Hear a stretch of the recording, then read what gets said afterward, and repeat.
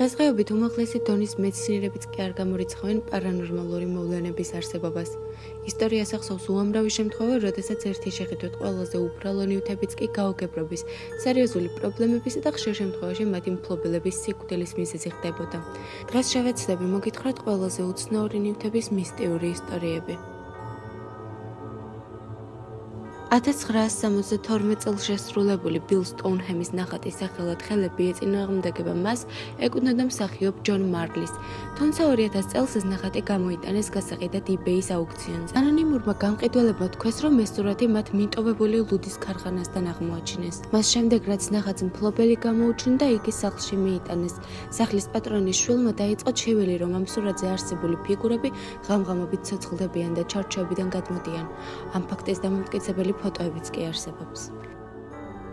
პატარა ნაბიჯვარი ვერცხლისფერი Porsche 550 სპაიდერი, რომლის მფლობელიც ჯეიმს დინა 1955 წელს ამ ავტომობილით ავარიაში დაიღუპა. მას შემდეგ, რაც მანქანის რესტავრაცია დაიწყეს, წყევლა გააქტიურდა.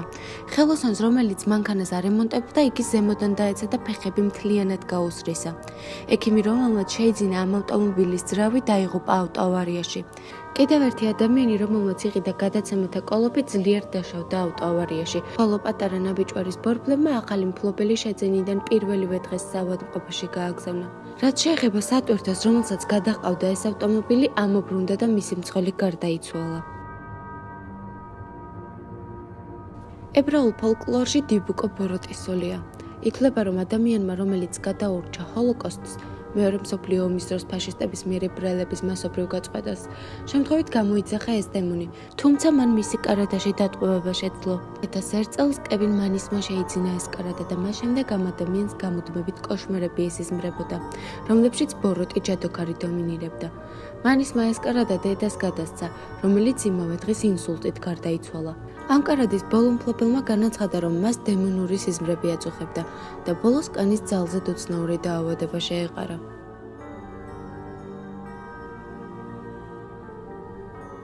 დადის ხმები, რომ სურათი წამებული შეიცავს ბოროტ აურას.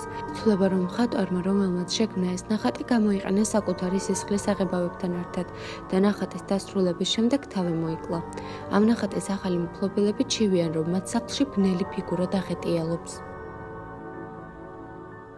ჯინა სახელად ლეტა 200 წლის წინათ რუმინეთში ბოშა ქალმა საკუთარი შვილისთვის დაამზადა, რომელიც მალევე დაიხრჩო.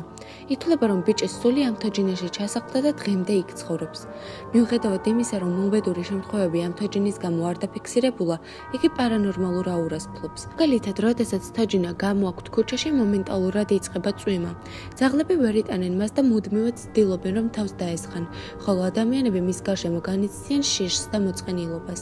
მეტიც, ეს თოჯინა პერიოდულად დამოუკიდებლად მოძრაობს და პოზებს იცვლის. თუ მოგეწონათ ვიდეო, აუცილებლად დაალაიქეთ და გამოიწერეთ არხი.